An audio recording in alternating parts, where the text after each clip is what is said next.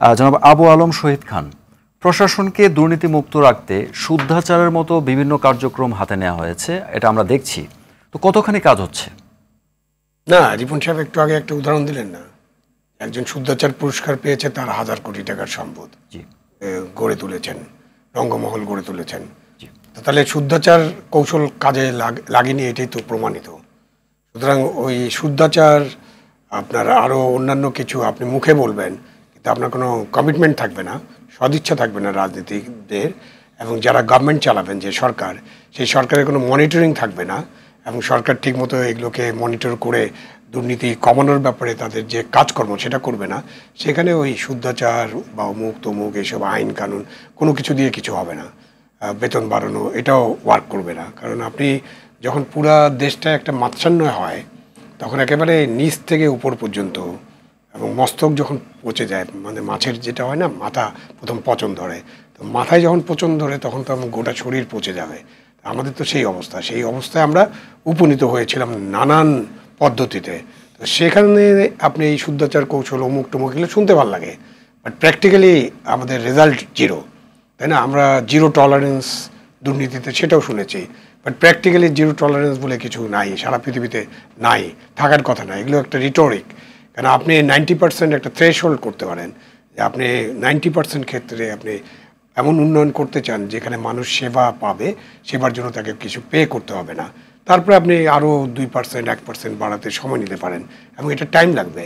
Finally হয়তো আপনি 95-96% করতে পারবেন, তাহলে কিন্তু মানুষ খুশি। স্পেসিফিক কী কী কার্যক্রম নেওয়া যেতে পারে প্রশাসনকে দুর্নীতিমুক্ত করার জন্য? প্রশাসনকে স্পেসিফিক তো অনেক কাজ। প্রথম কাজটা হচ্ছে রাজনৈতিক সদিচ্ছা। আপনার রাজনৈতিক সদিচ্ছা না থাকলে প্রশাসন দুর্নীতিমুক্ত হবে না। আর প্রশাসন বা গণকর্মচারীদের দুর্নীতিমুক্ত করতে হলে একদম মানে গোড়া থেকে শুরু করতে হবে, এবং সেখান থেকে আমরা তো শুরু করার অবস্থায় নেই। যেমন ধরেন, আপনি যখন রিক্রুট করবেন তখনই তো আপনাকে কাজ করতে হবে। আপনার রিক্রুটমেন্ট পদ্ধতিতে যদি ঘুম থাকে, আপনি যদি দলীয় বিবেচনায় রিক্রুট করেন, আপনি যদি পিএসসির প্রশ্নপত্র ফাঁস করে রিক্রুট করেন, হ্যাঁ, তাহলে ভাইভাতে যদি আপনি নাম্বার বেশি দিয়ে কাউকে রিক্রুট করেন, তো সেই লোকগুলা, বা যদি কেউ টাকা পয়সা দিয়ে রিক্রুটেড হওয়ার সুযোগ পায়, তো সেই লোকগুলোকে দিয়ে তো আপনি আশা করতে পারেন না যে টাকা দিয়ে রিক্রুট হবে। একটা এসআই পোস্টের জন্য যদি সে 10 লক্ষ 15 লক্ষ 20 লক্ষ টাকা খরচ করে, তো আপনি কি তাকে বলবেন যে এই যে তুমি তো এখন চাকরি পেয়েছো, তুমি এখন ভালো হয়ে যাও? ভালো হওয়ার তো কোনো সুযোগ নাই। তো এটা রিক্রুটমেন্ট। এরপরে আপনি রিক্রুটমেন্টের পরে তার ট্রেনিং।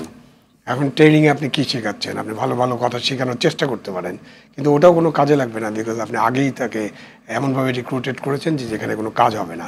এরপরে আপনার পদায়ন, পদোন্নতি, সব কিছুতে যদি দলীয় বিবেচনা হয়, রাজনৈতিক বিবেচনা থাকে, এবং সব কিছুতে যদি ওই সিস্টেমটাই থাকে, যে আপনি এরকমও শোনা যায় যে পদোন্নতি দেওয়ার জন্য নাকি মানুষ টাকা খরচ করে, যদি আমার জীবনে এরকম ঘটে নাই। জনাব আবু আলম শহীদ খান, জি, আপনি বলছেন যে প্রশাসনের অভ্যন্তরের দুর্নীতির কথা, কিন্তু আমরা রিসেন্টলি দেখেছি টিআইবির রিপোর্টে যে পাসপোর্ট বিআরটি সহ বিভিন্ন জায়গায় সাধারণ মানুষ দুর্নীতির শিকার হচ্ছে, সাধারণ মানুষ ক্ষতিগ্রস্ত হচ্ছে। তো এই জায়গাটা থেকে স্বাস্থ্য খাত সহ অনেক কাজ, এই জায়গাটা থেকে বের হতে পারে। অল গণকর্মচারী হলো প্রশাসনের অংশ।